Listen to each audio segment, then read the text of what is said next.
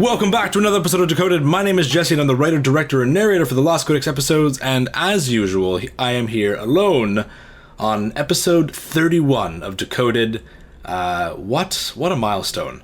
And you know what? I didn't want to go start off big and strong on episode 31. I know you guys are probably wondering, where are the lore podcasts? Where are the lore videos? Those are coming. Those are actually in the works right now. And I haven't really talked about anything in particular to the lore in the last couple of podcasts, aside from last week when we talked about 8.1. But I wanted to kind of just reflect on a little bit of some of my favorite moments over the last couple of expansions, because I feel with so much hate going on right now and so much negativity, I think it's safe to just talk about something good. Maybe I'm thinking a little bit too much about this, but with so much toxicity going on in the community right now, and nothing wrong with negativity. It's the incoherent toxicity it is the age of weaponized misinformation. It's the word I'm going to keep using. Weaponized misinformation, where it is just a solid hate on everything. No matter what happens, hate will always follow. That's what this kind of year has been, and not just for Blizzard.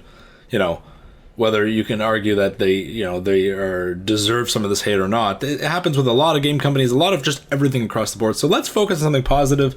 And at the end of the podcast, I want to bring up a conversation that two of my stream viewers last night. We had a little cozy stream last night, and someone brought up negativity, and of course that sparked a conversation. And two people in particular said something that really struck home. So if you're listening to this and you want to hear my thoughts on the negativity, again, why? I've said a lot of it. But if you want to, go towards the end of the podcast, and I'm gonna propose a question for you guys that I would like you to answer in the comments, and keep it civil. I hate that I have to say that, but let's just dive into this. This is going to be a very short podcast for those of you who are getting ready to sit down for a good hour and 45 minutes. I won't be here that long. It's going to be a little bit of a ramble cast today, and yeah, we're gonna get started here. I want to talk about my favorite moments in the past, and not necessarily favorite lore moments, but just I spent the last couple hours thinking about what did I like about every single one of these expansions. Move my microphone a little bit closer here. Apologize for the mic sound. And let's start with vanilla, and this isn't a classic conversation. I think everyone's favorite moment of vanilla, if you played vanilla back in the day, most people will say it's the same thing. And for me, or for a lot of people, I think it's that open, new, wondrous world. We ran around Azeroth as Arthas and Jaina and Thrall in Warcraft 3 and the prior games, but being able to explore Azeroth and these iconic places that we have only read about or traveled through on an RTS, being able to go there was, to me, mind-blowing. And as someone who didn't understand the lore back then, I was in awe. I remember running around. My first ever character, was a my dwarf hunter. He's still level 5. I still have him. I got him to level 5. Never played him again. He's actually I haven't touched him. I logged into him shortly after the Cataclysm, and the items he was wearing on his hands, the gloves that he got in vanilla, their item changed in Cataclysm. The model changed, and so they changed on his character. I remember scrolling through the character list, and I was like, those are brand new gloves. And the dude got upgrades, and I didn't even play him. But I remember running around Azeroth for the first time, running up to the gates of Ironforge, and disconnecting because Ironforge leg was awful. No, but seriously, running up to the gates of Ironforge, the gates weren't bad. It was inside that was horrible. And seeing, having that Lord of the Rings feeling of, oh my God, this is a can I go in there, or is it going to stop me? Is it going to be like a load? I didn't know how World of Warcraft worked. So I thought, a loading screen, there's going to be a gate, and I saw the doors open. And when I was finally able to make it past the lag, because Ironforge was the bumpin' hotspot of the Alliance way back, pretty sure I spent the next 4 WoW sessions running around Ironforge, just exploring, just looking in buildings and thinking, wow, like, I can't go in those buildings, can I? And you could go in those buildings, and, meeting the king of the dwarves back in the day. I never thought to ever roll, the opposite faction until a couple months later. I was like, there's a whole other side I haven't seen. So I hopped over and I made a horde character on a different realm. And when I ran in there into Orgrimmar for the first time, I thought, I didn't realize every race had its own capital city. Every race, and I still did not realize the scale of the world until 4 or 5 months in, because I was only focused on the zones that I was exploring. And all through, vanilla, I went through several guilds, and finally I found my home guild, and it was funny because I used to, my friend used to raid Molten Core on his mage, but sometimes he was too lazy to actually go in there and raid, so I would go on his mage and raid for him. I'd be at his house, we'd both be sitting in his basement kind of thing. And the big joke was that I didn't have my own max level character, but they knew me as my character name, but I didn't actually have my max level character, Radjit, my gnome warlock. And so when I finally hit level 60, it was a huge moment, mostly for the guild, not even for me. It was more, I remember it was in the Plaguelands. And I did say this wasn't a classic conversation, but I'll bring up classic. I guess I'm eager to see if that level of nostalgia hits me of, oh my god, I remember this. So vanilla for me was that new open exploration, that world, that just awe-inspiring feeling of, holy crap, this isn't just one little zone, one little area. When I realized you could zoom out on the map and then click on you couldn't see the maps, the art of the map because you had to explore it. But I remember thinking, like, are these grayed out because I can't go there, or is it grayed out because I can't explore it? God, Noob Jesse was awful back then. So that was my favorite moment. There wasn't a lot of lore in Vanilla WoW. There were some fun stories, and I still remember fondly my Warlock Epic Mount questline. And my friend had all the bits and pieces you didn't need to have. The Warlocks could do it without actually buying all the pieces, as long as another Warlock had. There were certain things you had to buy, and certain things you didn't have to buy. And I may have cheated. Cheated within the game limitations. A Warlock friend of mine basically had all the remaining components, and I only had to spend X amount of gold instead of, triple the cost. And I remember that epic feeling of getting all of my mounts, getting all of my Warlock demons first, and then ending with this epic Dreadsteed. And it was just, I remember being in running around Ironforge for the first time on this Dreadsteed, thinking, and I remember people like clicking on me and running around, and little warlocks running up, and it felt just this epic feeling. And then of course they announced Burning Crusade and that you can go fly, and I thought, oh great, no, I'm never going to use this horse because flying sounds super cool. So let's dive right into Burning Crusade. My favorite moment of Burning Crusade was easily raiding Karazhan with the same guild, diving into Karazhan and just exploring the hidden secrets of this scary big castle. Of course, I didn't know the lore back then either. I knew who Illidan was. I didn't know what Karazhan was. But the sheer scale of it and the sheer size of it stands out in my mind. And that's actually something that I've been sort of missing over the last more recent years of WoW, is that sort of home feeling of a guild, having that family-oriented sensation of hopping into Vent. And I remember I remember changing servers the end of BC, and so all my real life friends played. All my real life friends played on a PvP server. I did not. Played on a PvE server. Paranoid represent back in the day, and all my friends played on a PvP server except me and one of my friends. And his whole family, his dad, his brother, they all played on the PvP server as well. It was just me and him on this PvE server, everyone else in PvP. And finally he said, let's move to the PvP server.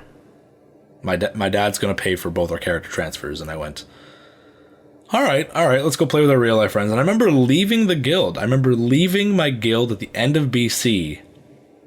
And I had people messaging me. They were, because there was no BattleNet back then. There was no BattleNet. There, you know, social media wasn't a big thing back then.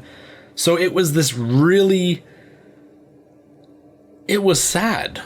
And I remember some of my friends I used to play with with this hunter.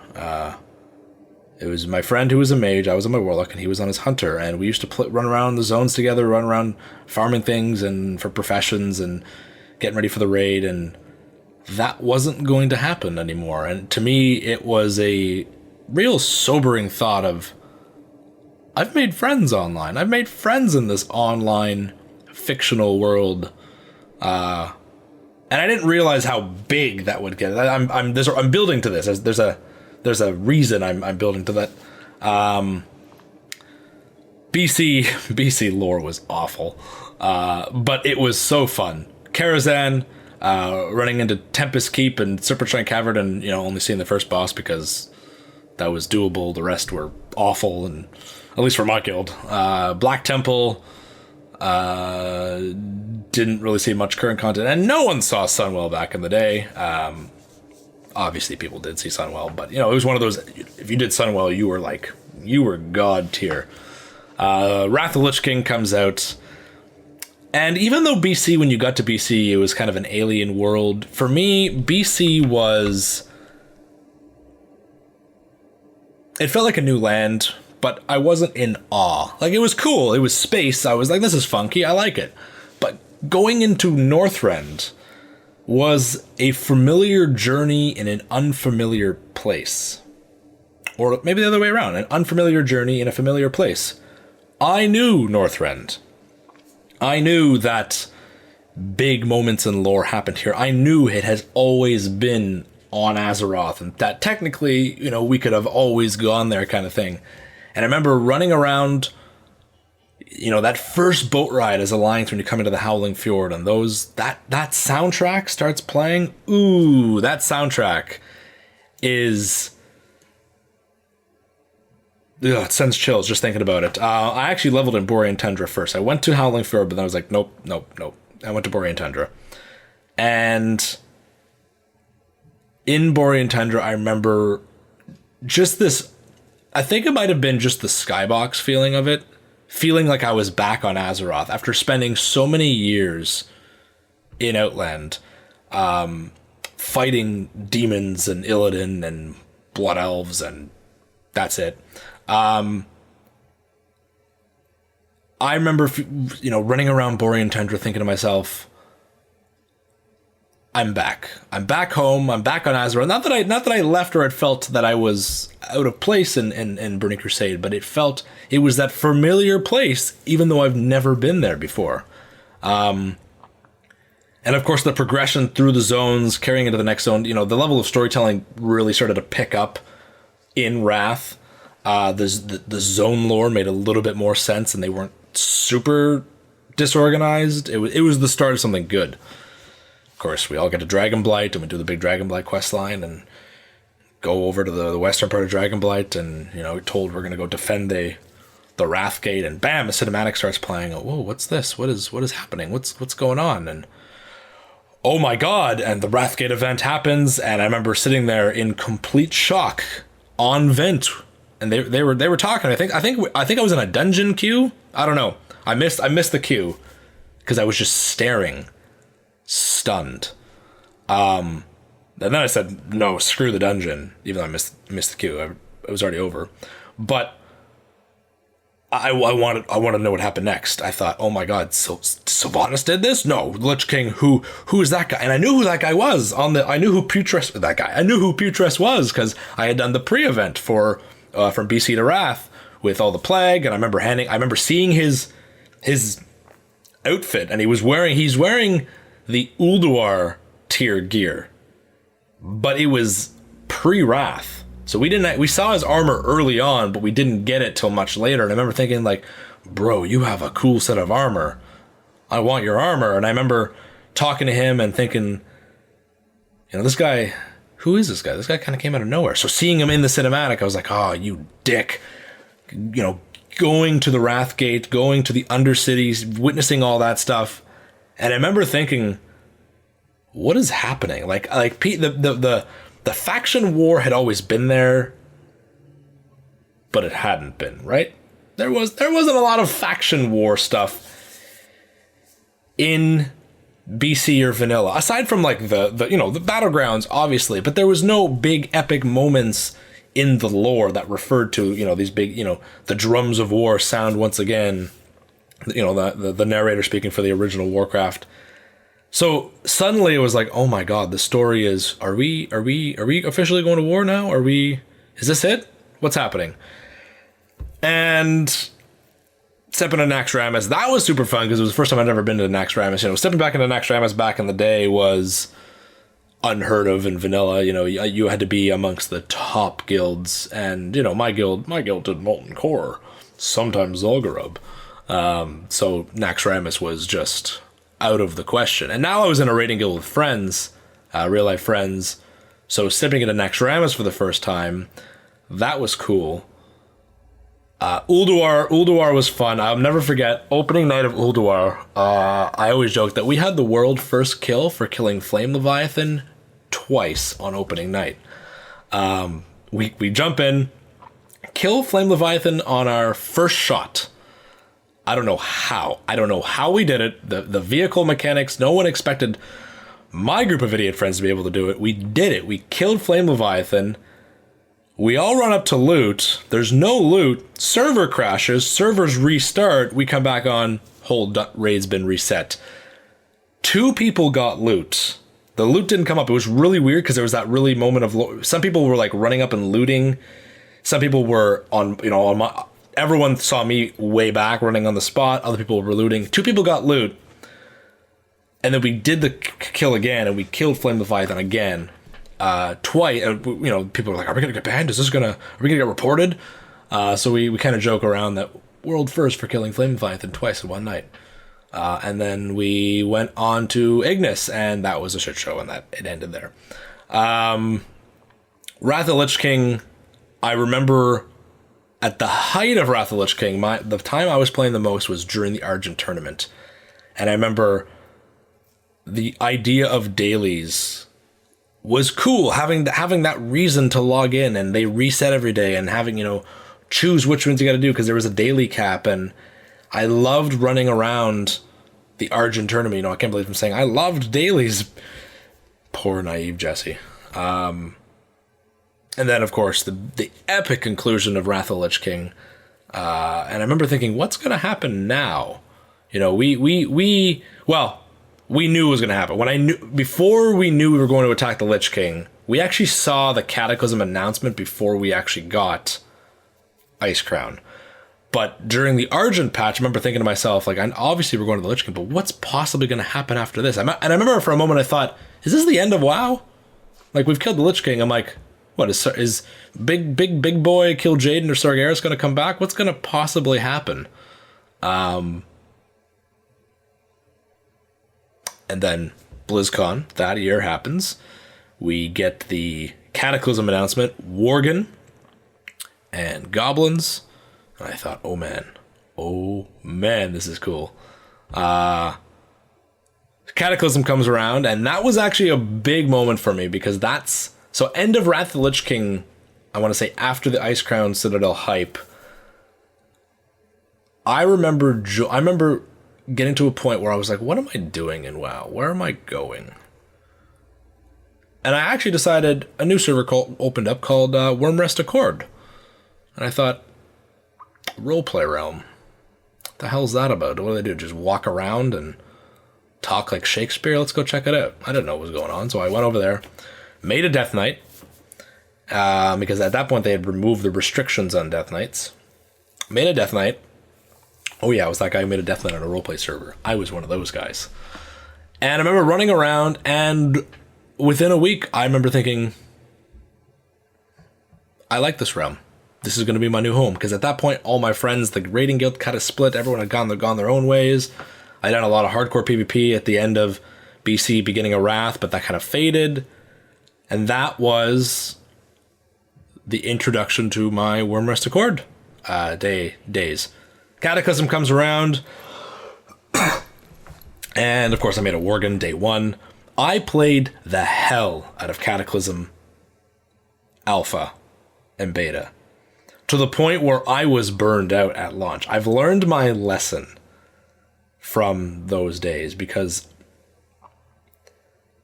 I played Goblin, I played Worgen, I played max level characters on the Alpha and Beta, and I remember when the game came out, I remember thinking to myself, what do I do? I've done all this. Everyone's like, oh my god, new content. And I'm thinking, it's not new. It's been out for months. And then I thought, no, this is the beta. Crap. So I made a new character. I started leveling a new character. And I did things that I didn't test on the beta. I didn't test the leveling experience of Cataclysm. And that's when I realized, when I think most fondly back to Cataclysm, you know, a lot of people look down on Cataclysm. Everyone looks down on Warlords, but before Warlords, we all looked down on Cataclysm. Cataclysm was a weird time, because there wasn't a lot of stuff to do at max level, right? It was only 80 to 85. It was the end game zones were broken up. And I remember thinking the bulk of Cataclysm was the entire world rework, which, if you had a max level character, you didn't do that. So I get why people thought there's nothing to do in Cataclysm, but there was so much to do. And what I have here in my notes for Cataclysm was the open world leveling, the open world level of storytelling across all the zones. So I remembered vanilla fondly, but there was no story to vanilla. It's not an opinion. That's just how it was. Like, there was little internal stories with each zone, but you'd be running around killing Defias, and you'd be running around killing boars. Then you get a quest to go to the opposite side of the world to deliver something, and what? No, that and you thought, oh, is this going to be like a cookie crumb quest to level in that zone? Nope, go right back. Like, what? Am I playing a mailman? What's going on? Cataclysm, through Wrath of the Lich King evolved it, but Cataclysm, I want to say, kind of was the start of this new age level of storytelling in World of Warcraft, with these zone stories that had a beginning, middle, and end, and a trail leading to other zones, a evident trail, an obvious trail. Leveling through Red Ridge on a low-level Alliance character. So many people haven't done that, and, you know, aside from it's a big joke with, like, the Rambo character and John Shay Keyshawn, which I think is a totally awesome character, even if he is literally Rambo, it's such a fun zone to go around with his crew, just killing Blackrock orcs with a turret, silly quests, jumping at, you know, big explosion scenes, basically like Michael Bay movies in low-level zones. I will turn around and say Uldum was the biggest disappointment of Cataclysm, because I love the architecture. I love the Tol'vir race. I wish we knew more about them. I hated how it was Indiana Jones. I did not like Uldum at all. The aesthetic was there, the music was there, the potential was there, and it was literally a movie plot. In that same sentence, I will say Red Ridge was awesome because it was a much smaller zone, and it was just fun in a small capacity, not in the huge capacity that Uldum was.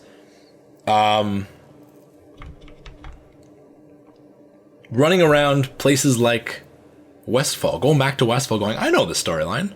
Defias, then you get in there, you're like, oh, there's a bunch of homeless people around, and oh, this place is actually suffering. What's going on? There's a crisis going on at the very end of the zone. You realize, oh my god, Van Cleef's daughter's alive. That was a little bit cool.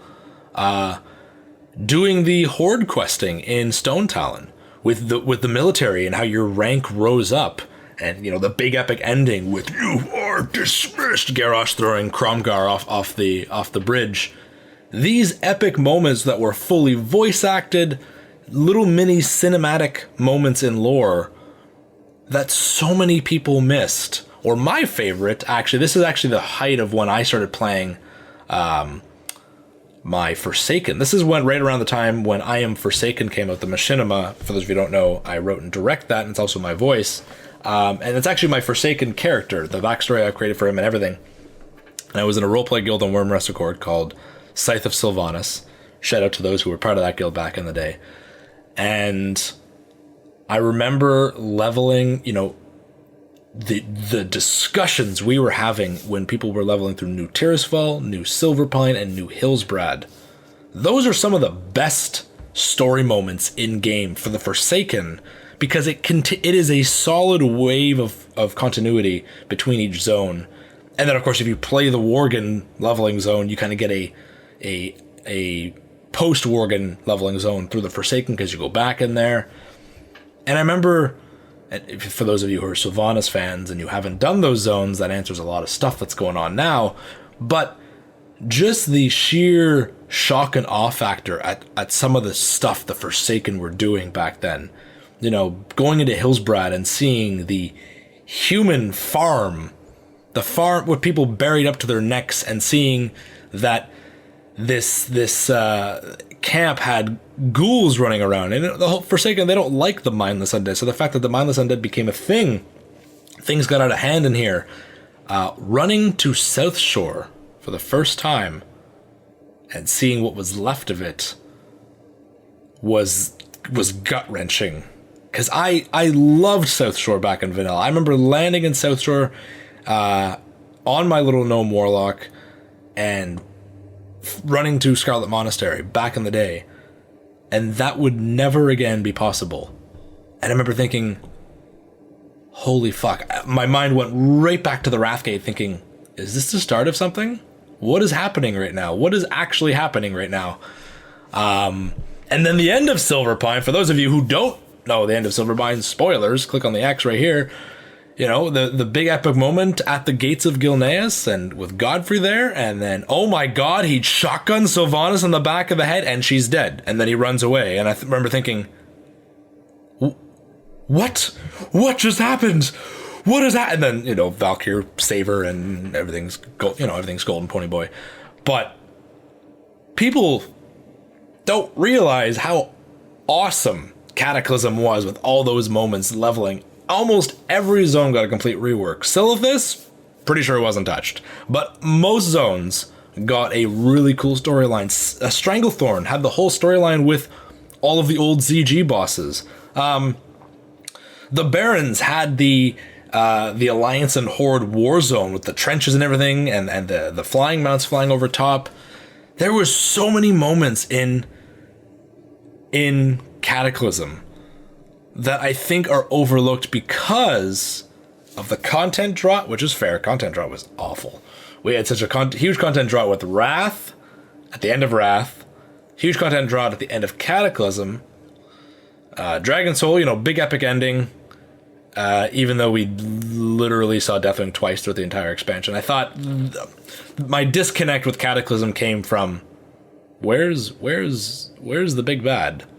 Lich King, we always knew he was around, especially when you quested an Ice Crown and stuff like that. Cataclysm, aside from Deathwing showing up in the zone to ruin your questing moment because he decides to kill everything, there was very little Deathwing in Cataclysm until the very last patch. But I remember, the problem I had with Cataclysm was the content drought at the end.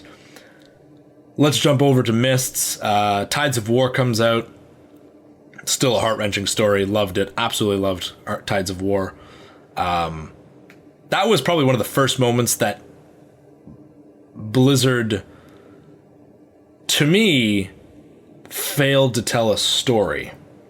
And what I mean is, the story that happened in Tides of War didn't happen in game, unfortunately. So I had friends messaging me going, wait, why are we going to Theramore? Or, on the other faction, why is Theramore gone? What happened?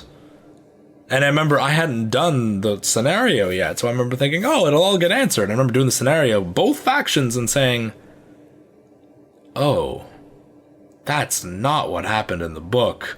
And so the level of hype, BC to Wrath, pre-event, pretty cool, horrible with all those ghouls. The Wrath event to Cataclysm, alright, some cool weather effects, the elementals in the city, that legitimately felt dangerous, that was kind of cool, some of the bosses. The pre-event from Cataclysm to Mists. And to me, I was thinking, uh-oh, this is a bad start to an expansion. Mists of Pandaria, the announcement for Mists of Pandaria was my first BlizzCon. BlizzCon 2011. And I remember being so excited. Was it BlizzCon 2011? 2010 was Cataclysm. That would have made sense. I Am Forsaken. Yeah, BlizzCon 2011. And I remember seeing the monk class be announced. And I knew Pandaria existed, but it wasn't Northrend, right? It wasn't a place that we've all been to. It was a place of where is that? Why has no one found that? What's the story behind that? And I went into Mists with a real big, I don't like this. I don't like where this is going. I don't know this. Not like a curiosity. I remember thinking, especially the little bit of a souring between Cataclysm and Mists with that content drought and then the poor event. Mists of Pandaria drops, and I still say to this day that it is my favorite expansion. Stepping into the Jade Forest for the first time was an instant throwback, not like art style, because Jade Forest, has nothing, vanilla, nothing in vanilla has nothing on Jade Forest. Jade Forest is still to this day one of the most beautiful zones. But stepping into Pandaria, seeing the trailer with the human and the orc, and then Chen kick the shit out of them, and that opening quest with Varian looking for Anduin, and the ships coming in, it was a instant throwback to vanilla of that wondrous new world. Even if it was a much smaller scale, it was a smaller, like, has this whole continent been down here the whole time? What is this place? And I remember thinking, all right, maybe this isn't a bad start to an expansion. And the level of storytelling was brought over from Cataclysm, the zone storytelling, the internal conflicts, the clear beginning, middle, and end with all the appropriate side quests, transitioning to the next zone. And Mists of Pandaria is one of the fondest moments I have in game, especially the Jade Forest, because it just felt, starting with a faction conflict that dissolves into meeting these people and exploring these people, and then it comes back to a conflict that we fuck something up horribly. I'm like, oh wow, good job guys, cool statue, we break it. I remember Mists of Pandaria, and I saw people getting really upset with Mists. It's a Kung Fu Panda, and I remember thinking, but haven't Pandaren, I had to think about it. I was like, weren't Pandaren like in Warcraft 3? Which was like 13 years before Kung Fu Panda? Maybe not 13 years, that's a big number, but and then, or people saying, this is clearly labeled to the Asian and Japanese clients, or Blizzard fan base. And I remember thinking, well, what sort of architecture or aesthetic would you give anthropomorphic panda people? Viking helms? A, that'd be cool, but B, no, in Kung Fu Panda, which to be honest, I've never seen Kung Fu Panda. Legitimately, big fan of Jack Black, never seen Kung Fu Panda. But the architecture in Kung Fu Panda, from what I've seen from pictures, is Asian inspired. Why? Pandas. So I'm sitting here going, what would people want? Anthropomorphic panda people. All right, fine. They punch and kick things and kung fu, a little bit over the top. But really, is it that bad? Anyway, I dismissed it. I didn't even care about the negativity. Back then, I was just like, this is cool. These pandas are awesome. And I remember legitimately being scared when I walked into zones are hard. Dread Wastes for the first time. And seeing the giant mantid and stuff like that. You know, we had heard about the mantid in the questing zone, but we didn't see a lot of them, and I thought that are we gonna ever see them? And then of course we'd go to the zone. Just the aesthetic of the Dread Wastes to me was very creepy. And the music, I still love the music to this day, but the music I think had everything to do with it.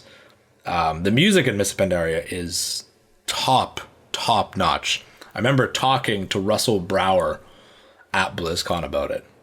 And I said that Mists of Pandaria was the first time I'd ever bought a collector's edition because of the data mine music. I'd never bought a collector's edition before that.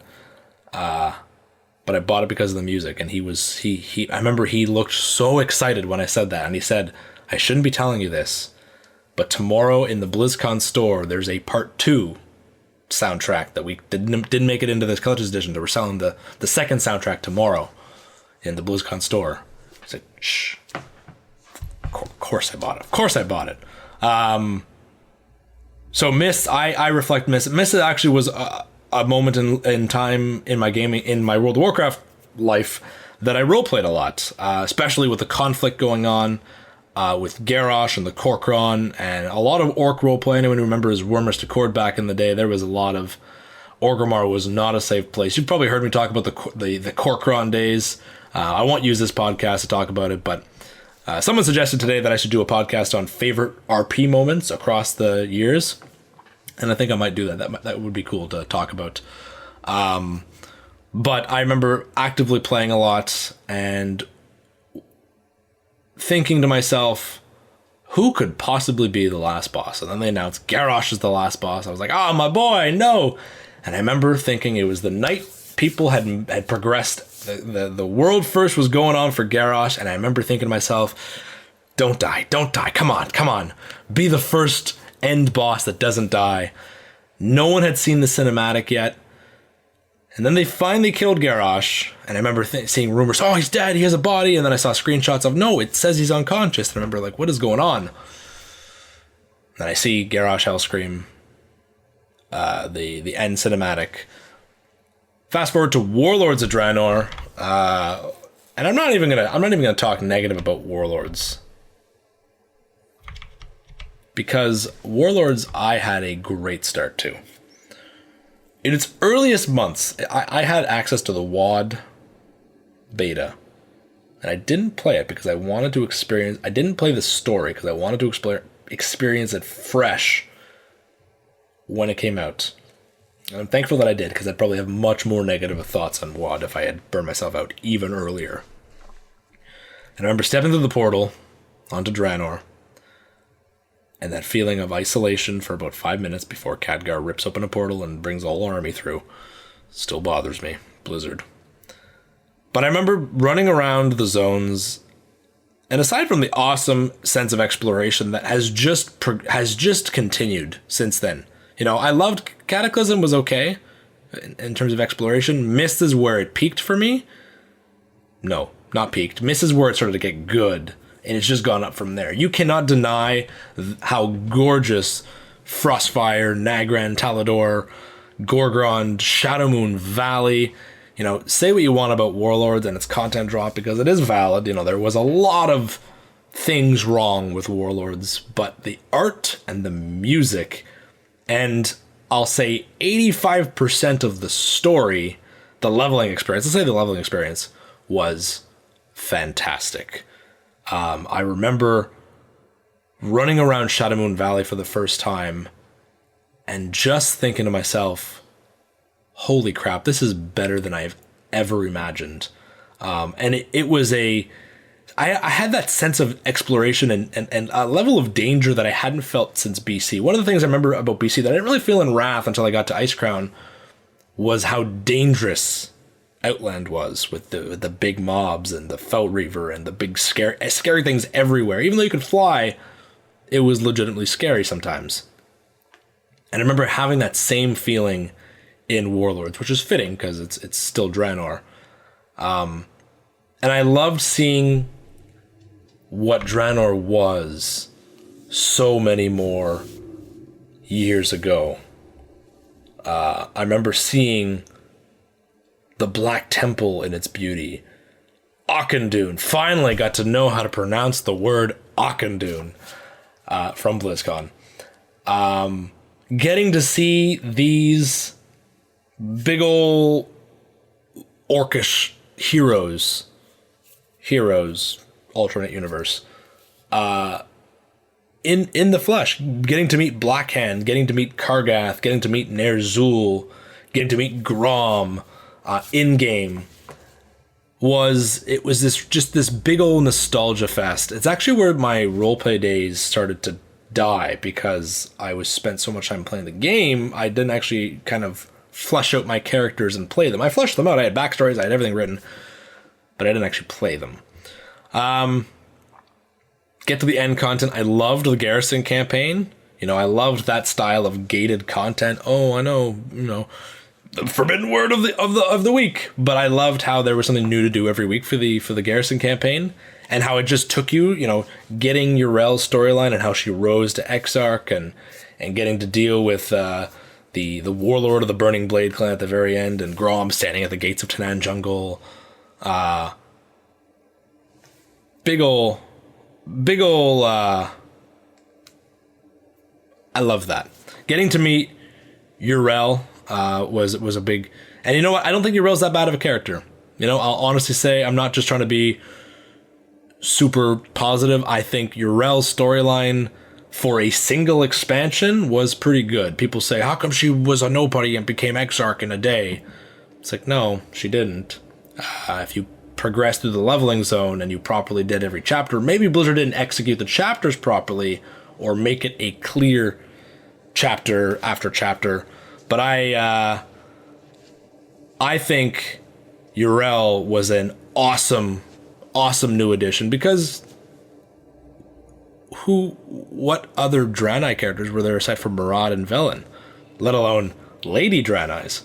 And so seeing what she's become now, I don't think it's a butchery of her character, but I'm curious now. Where is Blizzard going with this?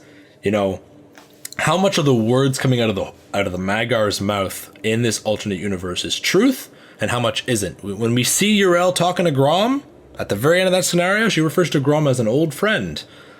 So I really want Blizzard to explore that, because we saw it from one side. What about her side? I'm not saying that the Magar are wrong, but I'm curious. I'm curious to see why they chose that direction. Clearly Zira's involved. Clearly the Naru's involved. But we saw Urel go from this little prisoner who would kill her orcish captor to this awesome Exarch. She became a combination of both Velen and Maraud. And then there's a big empty gap, and now she is... We won't talk about that. I'm curious to see where they go with her. Warlords was great. End of the leveling experience, got to 110. I didn't raid a lot, so I didn't really have a lot to do. And then I thought, all right, next content patch is going to be great. 6.1, here we go. We all know how that turned out. For the record, for those of you who are angry, and I know that's mostly no one here. No one here is thinking this, like in the Twitch chat, but maybe you're listening to this and you're one of the people who's unsubscribed from Battle for Azeroth because 8.1 is the worst patch in all of history and there's nothing to do because Blizzard is time gating everything, so Tuesday will have nothing. A, that's wrong. But B, 6.1 is the worst patch in World of Warcraft history. The only 0.1 patch that does not have a name aside from the selfie cam patch or the oh my blood elf has been updated to HD patch, or the one patch. The best part about 6.1 was the little hidden cinematic of Gul'dan throwing Gorehowl at Grom and taunting him and Kilrog drinking. That was the best addition to the game. In 6.1 was that little cinematic. Everything else is like, this is really I remember as a staunch supporter of trying to think, was I disappointed that Karabor and Bladespire were cut? Yeah, still am. To be honest, I still am. Am I disappointed that the garrisons aren't able to move from zone to zone as they were originally when announced? Yeah. things clearly went wrong in the Warlords development cycle. Things were clearly shifted awkwardly. I got over it. I got over it pretty fast. Clearly not, because I'm still mad. But I didn't just loathe and hate Blizzard for it. I thought, all right, they're doing it to progress to the next content patch. And then 6.1 comes out, and I was thinking, oh, what is happening? And that's when Warlords began to bubble. That's when Warlords began to bubble up, and the toxicity, rightfully so that time, came into place because Blizzard was quiet. Again, I'm convinced something was going on internally. Just my own thoughts. I know nothing. Something was going on. Blizzard was quiet, and the content was, all right, where is there anything, when anything new going to come out? Finally, 6.2 came out, Tanan Jungle, which was great. It was good, but it wasn't a huge amount. It was enough to be a content patch, but was it 5.2? Was it the Throne of Thunder patch? Not even close. Throne of Thunder patch is one of the best patches to this day. So if you're listening to this and you are fed up with Battle for Azeroth and you're thinking there's nothing new coming in 8.1, there is. Just think back to 6.1. It could be worse, and things aren't time gated. Just for the record, Warlords was an awkward ending because of the long time time gap. The Hellfire Citadel was just so. There is a lot of, we have done this for so long, I don't want to see Gul'dan ever again, I don't want to see Archimond ever again. Which is why Blizzard announced Legion at Gamescom that year. They were, I'm not going to use the word desperate, but it was bad timing. It was their development cycle, the content cycle was dry, and at this point, people expected it. Not that it was okay, because it wasn't, but Wrath, End of Wrath, dry. End of Cataclysm, dry. End of Mist, Siege of Orgrimmar for, good God, how many months? Dry.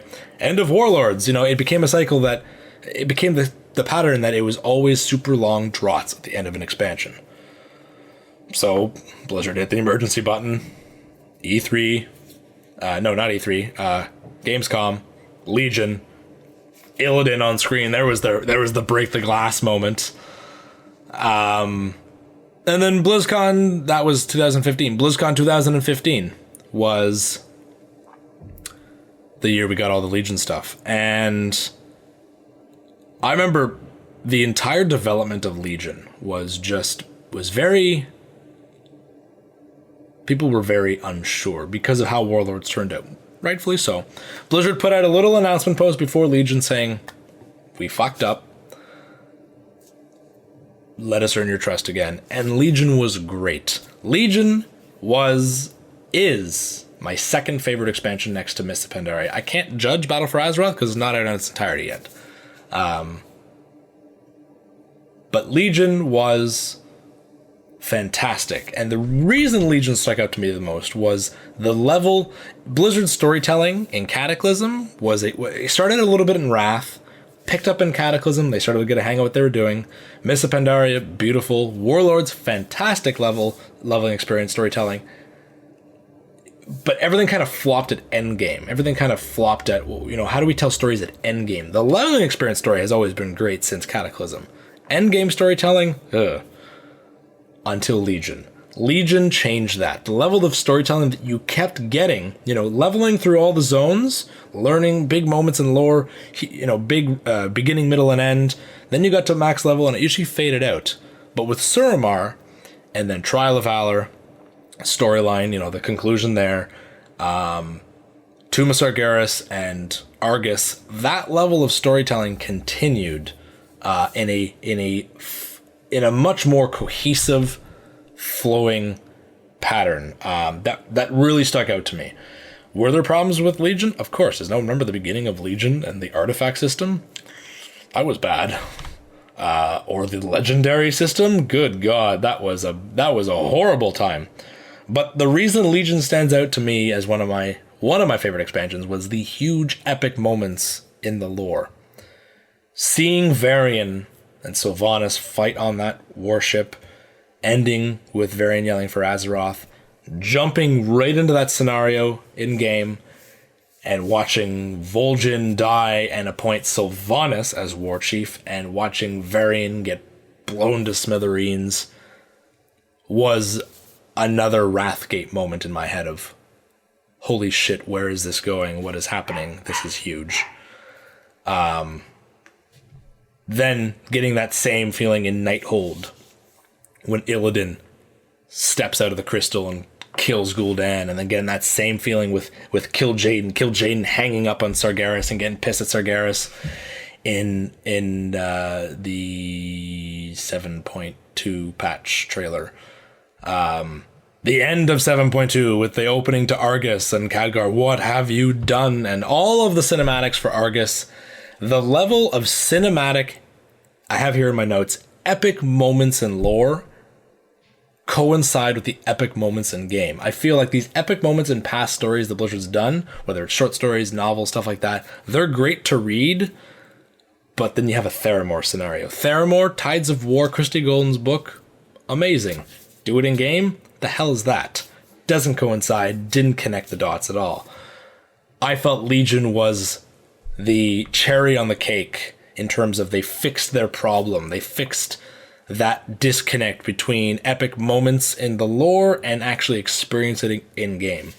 I loved going everywhere in Legion, being sent to different parts of the world for the artifact questline, for the class campaign. It felt like the whole world was under attack as it was. I loved the new lore that was written for the artifact weapons. That was probably my favorite moment about Legion, was reading up on all the new weapons and their secret moments and learning how connected everything really is. Chronicle 1 came out, introduces Odin, and of course Odin is a big character in Legion, and we start to realize and learn just how in-depth the beginnings of this world really is, with everything that's going on, and all the old god stuff, and the Titans, and Valajar, and then the end of Legion with Argus and Sargeras.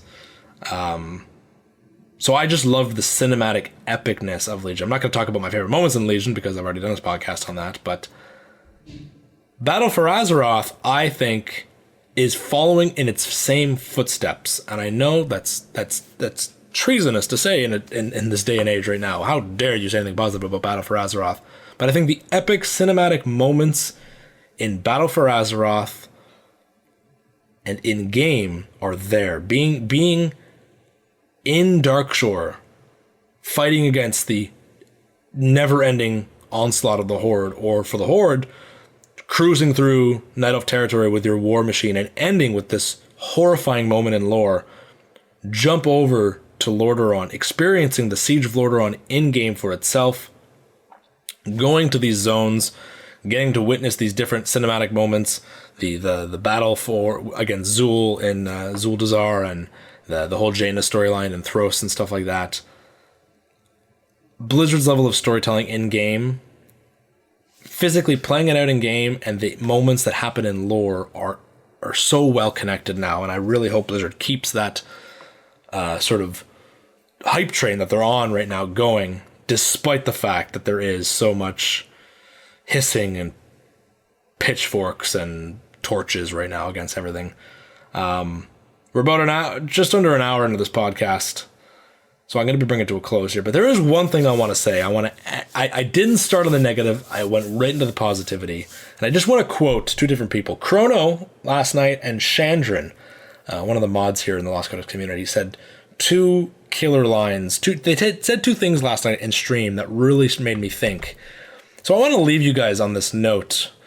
Whether you're listening on stream, listening on YouTube, listening on Stitcher, iTunes, SoundCloud, whatever, I want to leave you with this question. Do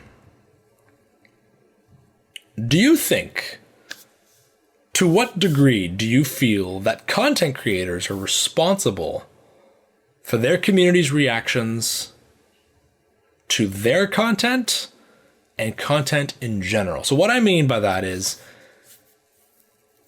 a Twitch streamer is streaming and his community is just roaring. Let's say they haven't said a single thing about whatever the current hot topic is, and the toxicity is vibrant there in chat. Is that content creator responsible for the narrative and the direction their community goes in response to these big moments in game development? Or is it out of their control? Here are my thoughts. As the question was directed at me last night, as a content creator yourself, to what degree do you feel like content creators are responsible for their community's reactions to their content? And to me, I say that I am responsible. Pardon me. I am responsible enough to at least direct the narrative.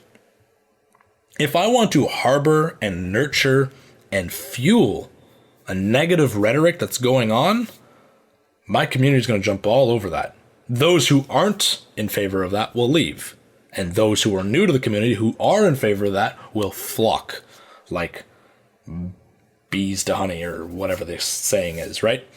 And I will say, if you harbor and nurture and fuel negativity in your community, that does absolutely nothing to help you and your community. It might help you grow because, you know, being controversial nowadays is the way to make that nice clickbait money and to make those big headline YouTube thumbnails. Unsub now. People want to see that, right? We're in a day and age of, get ready, guys. Here's the quote: weaponized misinformation. And it's not so much to hate something nowadays. You have to stand against it. You can't be negative. You can't say, oh, I don't like that. You have to stand up and scream to the high heavens why it's awful and why everyone around you should also hate it. You can't just be against something. You have to stand viciously against it. And it comes back to something someone said at BlizzCon. You know, I love when those comments come in, whether it's at Blizzard or at Taliesin and Evitil or at me or at X person, company, anything here, when they say, well, my negativity is valid. My comments and hate are valid, and you should look through it to see the importance of my message. Negativity, fine. But if that negativity turns into insults, turns into hate, turns into blind rage where you will just point your fingers at everything, to that I say, no, I don't have to look through that for the good in your message. If someone enters a conversation with screaming at the top of their lungs about why everything about that conversation is horrible and negative and how garbage those people are, you just mute that. You don't need to listen to that. Am I saying mute all negative feedback? No, negative feedback is what makes the change in everything, whether it's a social movement, a political movement, gaming movement, whatever. You know, the big joke is gamers rise up, speak your mind, say why you don't like, you know, say why you're disappointed in the big forbidden word, Diablo Immortal. But don't tell the developers to kill themselves, and don't harass them in person, and don't, you know, create this endless circle jerk of just hating everything. No matter what answer comes out. Sure, don't you all have phones was a stupid answer. But at this point, you know, when it comes to Battle for Azeroth stuff, Blizzard has put out several blog posts this past week on 8.1, and every single one of those blog posts has been ripped apart. Even though it's introducing new content, nothing will satisfy people's rage right now. And that's the problem that I have. I think people have the obligation and the responsibility to be honest. As someone here in chat just said, you be honest. If you're not happy with the way something is going, speak it. But don't fuel, you know, don't do it in a way that fuels this senseless, mindless, vicious circle of just hate. Because you can make change and you can tell Blizzard, I'm disappointed in you and I hate this, or I'm not a fan of this, while still keeping your cool. And I think people will listen to this and instantly type in the comments, I respect your opinion, but I think that we're still allowed to hate. You're allowed to hate, but don't be a dick. Just be a decent human being. And that is what, Chandran said last night. Once the small mass, the small minority of people who latch onto these ideas pick up something, it's hard to stop it from growing. Right now, there is a downvote crusade going across everything. No matter, Blizzard could put out a picture of a puppy on a YouTube video for 10 seconds, and it would get 1 million downvotes. Because right now, the community is upset. Are they invalid in their upsetness? No, there are many things that they are, that is valid. They are concerned about where the game is going. But the majority of these negative votes, are each of those people offering a solution to the problem? Are they offering something to the conversation? Or is it just a single spark in a Reddit comment that takes off like a fucking wildfire? And I think it is responsibility of the content creators and people who have a voice. I don't really much have a voice on a big platform, but there are other people who do. And I think it is their responsibility to show restraint when exercising their great power. I am quoting Tyrannus Menethil, show restraint if you know that it's going to fuel and create bigger problems. Use your voice to create better change. Don't use your voice and your crowd to destroy everything. It is far easier. It is easy to destroy, but it's far more difficult to create something. Create change, create a dialogue. Enter the conversation with, Blizzard, I'm angry. I don't like what you did. I don't like how you did it. And if you can, here's my suggestion. And no, just 4 points. That's all I got. Right? That was 4. That's all I'm going to say on the matter. This direct the narrative and encourage change. And if your narrative is negative, Blizzard, I quit Battle for Azeroth for 1, 2, 3, 4, 5 reasons. You're allowed to feel that way. You're allowed to unsub. But if you want to create change and you want to see some, Blizzard be better, or you want to see things get turned around, then by all means, encourage that change, especially if you have a crowd around you. If you are a person in the content creating industry, use your voice for good. Don't create this senseless. There's so much pressure right now in the world where all it takes, if you go, for those of you who don't know, go look at the 8.1 survival guide on YouTube by Blizzard and look at the upvote to downvote ratio. How many of those people who downvoted do you think actually watched the video? I'm actually curious, because all the hate I see for 8.1 is about time-gated content. The raid's not coming until January 22nd, but there's also so much more to do, and the raid wasn't the point of the video. They even say in the video that they're going to have a separate video on the raid. So what's being time-gated? Every raid that's come out has always been after the release of the patch. So this has always been a thing, but now we're in an age where aggression is the instant response. So instead of thinking back to, oh yeah, I guess that was the case for Tomb of Sargeras and Throne of Thunder and all these different things. Throne of Thunder, I'm not sure, but Tomb of Sargeras, and Taurus, etc. That was always a thing back then, but now the big thing is to be angry. So things that have always been that way, now we get to be angry about them. Does the raids need to be delayed? Blizzard clearly thinks so. People are still progressing through Uldir. Does that mean the raid's not complete? No, the raid's going to be in game when Tuesday drops. Just going to be a switch. I'm angry is not critique. Someone just said that in stream, and I think that is important. I'm angry. That tells Blizzard nothing. Say why you're angry. Here's why I unsubbed from Battle for Azeroth. Here's why I was disappointed in the Diablo Immortal announcement. I've watched a lot of good videos on why people are upset about it. And I'll hear their arguments, and then I'll hear the toxicity come in, and I'm like, no, you've lost your ground. You've lost the little soapbox you're standing on because you went from a constructive feedback to a senseless spewing. And to me, people have accused Blizzard of censoring comments and turning off comments. And to me, if I make a video and someone leaves a horrible spewing comment, do you think I'm going to leave it up there I'm going to learn my lesson? No, I don't need that. And maybe I'll leave it for other people to read and downvote the shit out of them. Maybe I'll just say, you know what? I don't need to deal with negative dicks right now. I'm just going to delete it. I'm just going to mute it. I'm not going to give that person the ear that they want. And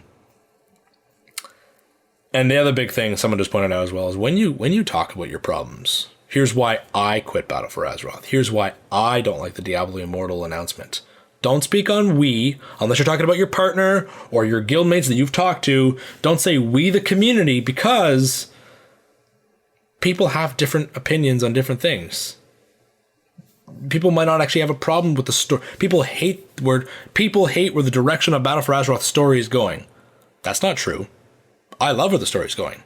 People hate that Blizzard is ruining Sylvanas. That's not true. They're not ruining Sylvanas. This is who she's always been. But I know people who've quit Battle for Azeroth because they hate the story. And they have told me people hate the direction. I'm like, people, yes, multiple people, but tell me why you quit. What's your problem? Don't speak on behalf of that person over there. They can tell me separately. Don't tell me your problems. Tell Blizzard, is what I'm saying. Anyway, that's what I want to talk about for negativity. Hate culture and weaponized misinformation is such a problem today. And I'm not just talking about in gaming. I'm talking about in politics, world politics going on right now, not getting into specifics, social and cultural movements, everything. It's just one small piece of information taken out of context, taken without fact checking, and it spreads like wildfire. Stop that. We as a community need to step up and do better. If we want to see change, if we want Blizzard to listen, if we want this company to listen, whether it's Bethesda, whether it's Ubisoft, whether it's Marvel, whether it's your local senators in your government, whatever, then be the voice of change. You can make a difference by putting out that feedback out there. I'm not saying that those people out there, like the senators, Bethesda, Ubisoft, Blizzard, X content creator that you don't like what they're making, they're not without fault. They have clearly fucked up. Battle for Azeroth clearly has many problems. But I've also seen many of those problems addressed and fixed. And yet people are still, well, here are the other problems I have, and they're finding more reasons, right? We're going to end this podcast, guys. We are now an hour and just over an hour into this podcast. Sorry if this feels like I'm constantly on a repeat cycle. We just had a really good conversation last night in stream, and I loved the way it went because it really focused on how the content creators we are responsible for the way, the direction our community speaks. And am I saying that content creators should censor their community and their fans? No, but engage in conversation. Try and provoke something. Try and provoke in a meaningful way. Ask them, why are you upset? And what are you upset about? Not just a senseless, mindless scream fest. That's all I'm going to say. No doubt someone listening to this is already too busy clickety-clacking, white knight calling, shill calling, whatever people want to say. Because in this, I have not, people are going to say, you defend Blizzard because you know Blizzard developers. That's not what I'm saying at all. Actually, I'm just trying to say, be a decent human being and be constructive to make that change. But, what do I know, right? I'm just a Blizzard shill. So thank you guys for listening to episode 31, very short podcast, and kind of just a reflection, thinking back. We are going to be having many fun topics coming up. We're finally going to do that Alliance podcast because I keep getting yelled at. We're going to do a death podcast. We're going to do an RP podcast. We're going to do go back to roleplay. I want to have so many people on the podcast. I want to have Brutal Static on the podcast. I want to have maybe we'll bring on Final Boss, Talius, and Inevitil. Who knows who we can bring on? It'd be really cool to talk about all these sorts of different things, especially for the new year, guys. So we are going to have a lot of fun with these upcoming episodes for Decoded. Again, I apologize, but I don't apologize for the last couple topics and how they've just been me talking about the community and just my opinions. It's a very hot conversation right now, and I feel that it just needs to be on repeat. We need to remind ourselves, let's just be good to one another. Let's encourage change without being an asshole. As I said in my interview with Alex Frestialbi, let's not be dickbags, people. Let's not be dickbags. So thank you guys for listening. Again, I'd love to hear your thoughts and comments on, are the content creators responsible? And be respectful when you leave a comment. Not just because it's me and you might hurt my feelings. No, just when you leave comments anywhere, just type it out like you're typing to your mother. Unless you hate your mother, then don't do that. All right, guys. Thank you so much for listening to episode 31 of Decoded. As usual, if you want to join in and watch these podcasts live, twitch.tv/Lost Codex Lore. And you can come hang out with chat. I don't talk to the chat during the podcast very much because I try to focus on the podcast content itself, but there is always a pre-show and a post-show going on. Sometimes it lasts a long time, sometimes it doesn't. But if you don't make the actual podcast, come hang out just in casual stream. I will be streaming every day throughout December, or at least try to. So come hang out, come say hi, come hang out with the Wintervale fireplace. Tell me your thoughts on the community. Tell me your thoughts on 8.1, what you're excited about, what you're not excited about, what you would like to see done differently. And we'll be back tomorrow on December 9th, 2018. Today's December 8th, if you're listening live. That's all I got. All right, episode 31. Thank you guys so much for listening, and we'll see you in a couple days, a week. I don't know when. Soon. All right, goodbye.